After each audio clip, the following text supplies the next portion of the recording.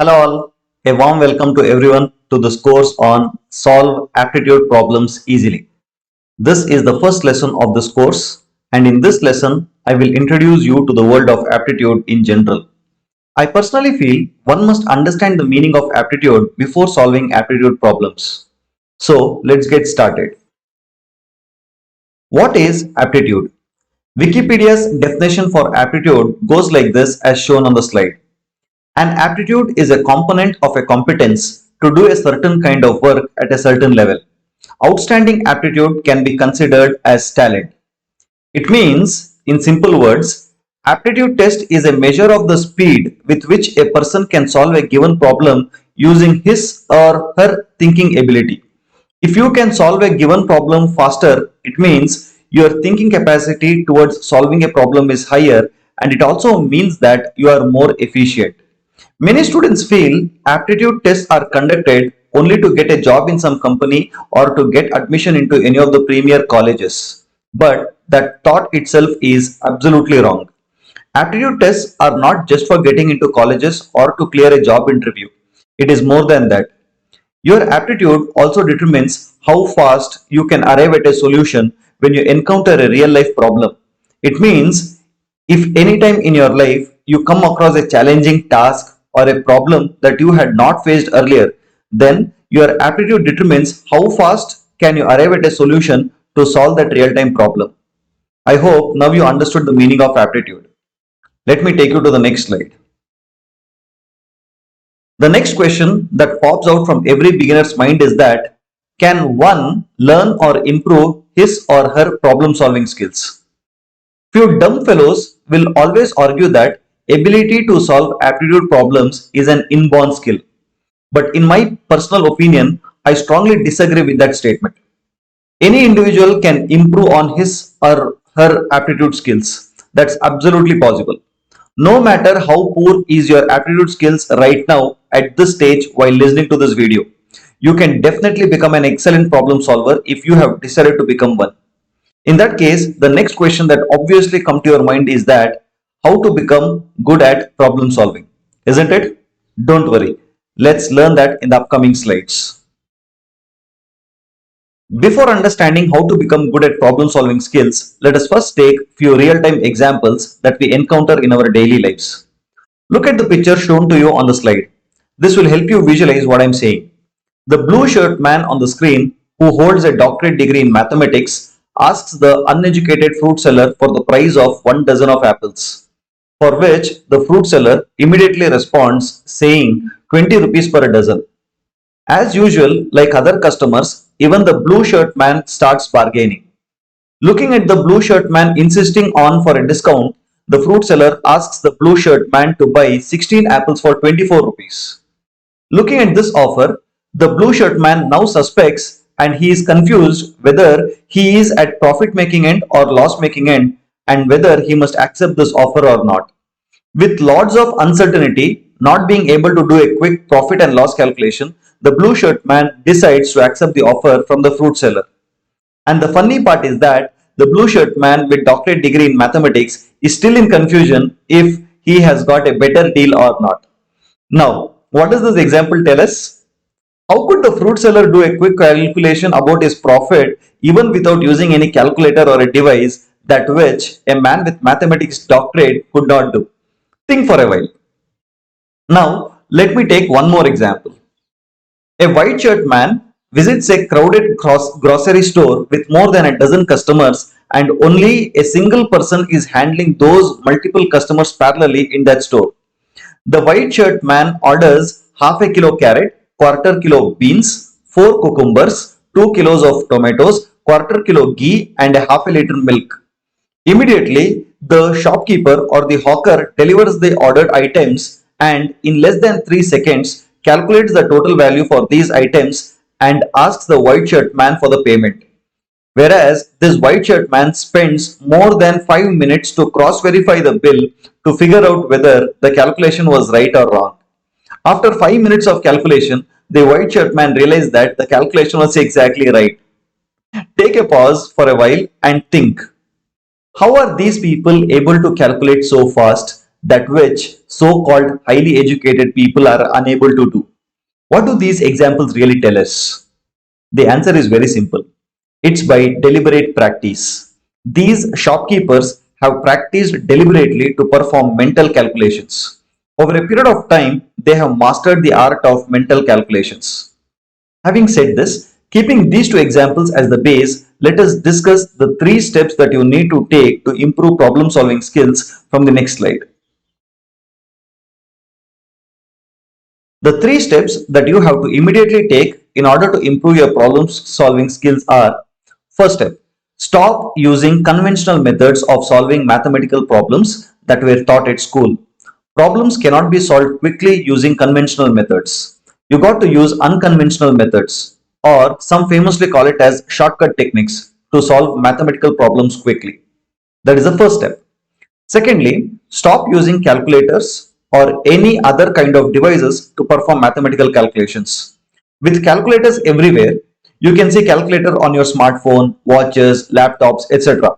It is quite natural to tend to use calculators even for the simplest of the calculations that you come across in your daily life.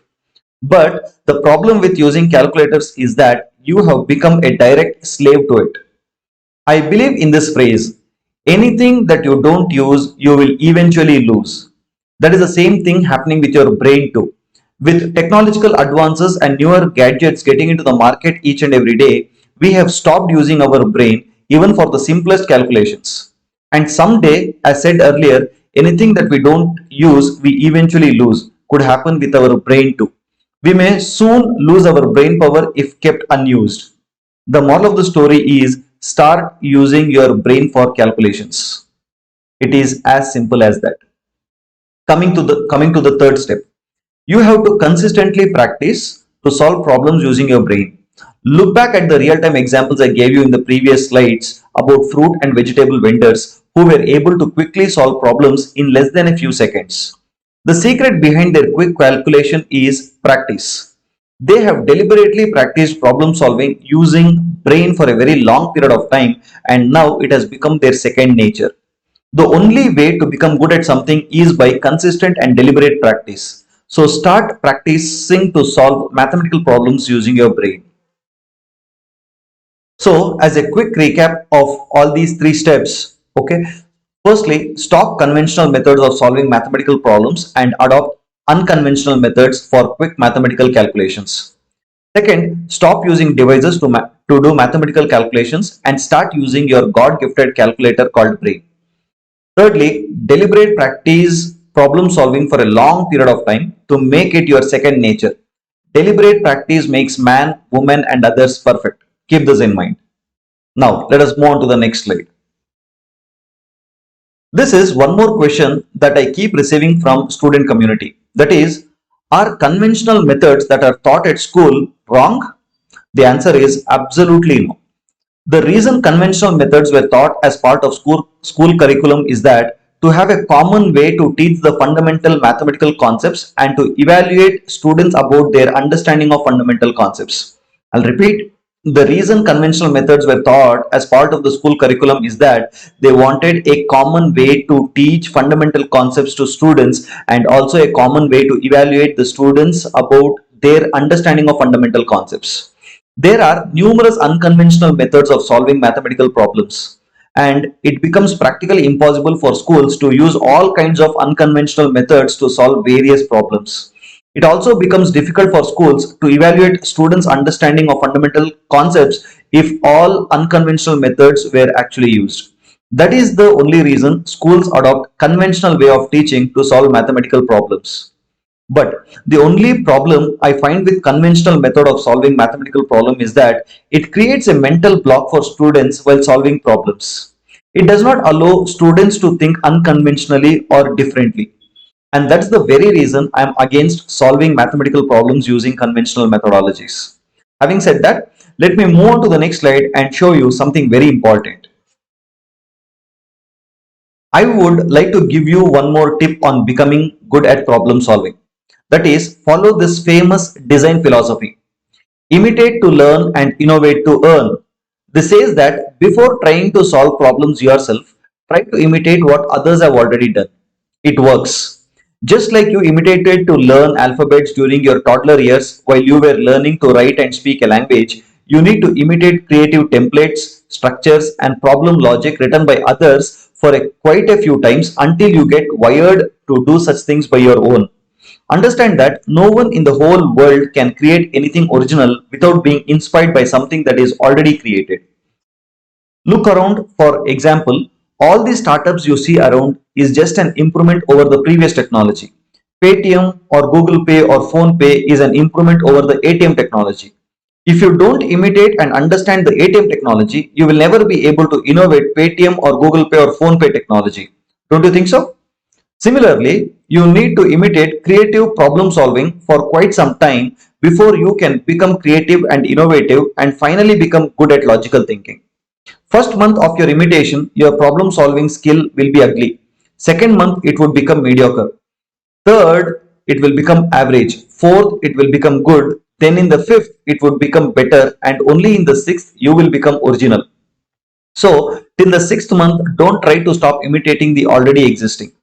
And one more very important thing to take note of. While imitating, just keep observing your improvement in the creative thinking process. You will appreciate it yourself. By saying this, I am encouraging you to use the techniques and methodologies that I will be using in the course to solve various mathematical problems. Observe how I solve these problems and later you can start working or solving similar kind of problems all by yourself. Let us now solve an interesting problem. The question goes like this. There are 10 boxes with each box containing 10 pens. It is known that all the pens in the box weigh 10 grams each except for one box where all the pens weigh only 9 grams. But all the 10 boxes look alike. You can open up the box and see the pens, but you will not be able to visually discriminate the pens of 10 grams and 9 grams. You are given a spring balance that can weigh a box at a time and indicates its correct weight. Right? You must give special attention to the last line that you are given a spring balance that can weigh only one box at a time and indicate its correct weight. Now, the question is, how many boxes do you weigh before you find the box that has the pens with lower weights? Any idea? Read the question once again. If your answer is 1, then you are absolutely right. You have to weigh only one box to find the box that has pens with the lower weights. And if you have solved it without using a calculator or any kind of tool including pen and paper, then you are awesome. Congratulations to you. For those who could not figure out the solution, then listen to me carefully and start visualizing things in your mind. We know that each box contains 10 pens with 10 grams each except for one box. It means we also know that all the boxes weigh 100 grams each except for a box that weighs only 90 grams. The best approach to solve this problem is to arrange all the boxes in a line and number them. So in total there are 10 boxes arranged in a line. I repeat, don't forget to number each box. That's important. Now take an empty box and name it as E. Start filling the empty box E by picking one pen from the box numbered 1, 2 pens from the box numbered 2, 3 pens from the box numbered 3, and so on till you reach the 10th box where you picked 10 pens from the last box number 10 and put it into the box E. So now the box named E contains 55 pens. The weight of the box E must have been 550 grams if all of them weighed 10 grams each, but it does not weigh 550 grams. The reason is quite obvious. Since one box out of 10 boxes has pens of lesser weights, the total of the new box E will be lesser than 550 grams. You can now easily find out the lighter box depending on how many grams less the first box weight is compared to 550 grams. For example, in the picture as shown on the screen, the box numbered 5 is the one that contains pens with lighter weights, that is 10 pens with 9 grams each. When we added 5 pens from this box to the newer box E, there was a difference of 5 grams. considering 1 gram difference from each pen. Therefore, at the end of the activity, when the box E was finally weighed, it resulted in a difference of 5 grams. That is, the box E weighed 545 grams instead of 550 grams. The 5 grams difference indicated to us that the fifth box was the one with lower weights. As a conclusion, the solution is that you have to weigh only one box to find the box that has pens with the lower weights. You don't need to actually weigh each and every box using the spring balance to figure out which is the box that has the lower weights. And that is the answer. Hope you understood how we arrived at the solution. If not, if you have not understood this, then I will give you an assignment. As an assignment, please do it once again by assuming the box number 3 as containing the 10 pens with lower weights. That is 10 pens with 9 grams each. Follow the same steps as said earlier. Pause this video and please do this activity before moving further in this lesson. Try not to use pen and paper. But if you find it initially difficult to solve this by visualizing, then you can use a pen and paper initially to scribble. Else, use your brain and burn your brain calories. I must repeat, to be good at problem solving, one must deliberately practice it for a long time. Constant mental exercise is required not only to develop the problem solving skills but also to maintain it. Do you know how it feels when you first learn cycling? It is very challenging when you begin to cycle, but over a period of time, you start enjoying it. You fall off many times while learning, but you do not give it up. You enjoy the whole process of learning, and once you have perfected the art of cycling, you do it with such ease that you don't even need to analyze how you do it. It becomes your second nature. The same is with problem solving too. So we have reached the final slide of this lesson. As a conclusion, I have to tell you only one thing. The only way to improve problem solving skills is by practicing problem solving using your brain instead of using calculator or any other kind of devices. So roll your sleeves and get ready to burn more brain calories. Remember this. Perfect practice makes man, woman and others perfect. Hope you enjoyed this lesson. Meet you in the next lesson. Until then, take care. Bye bye. Love you so much.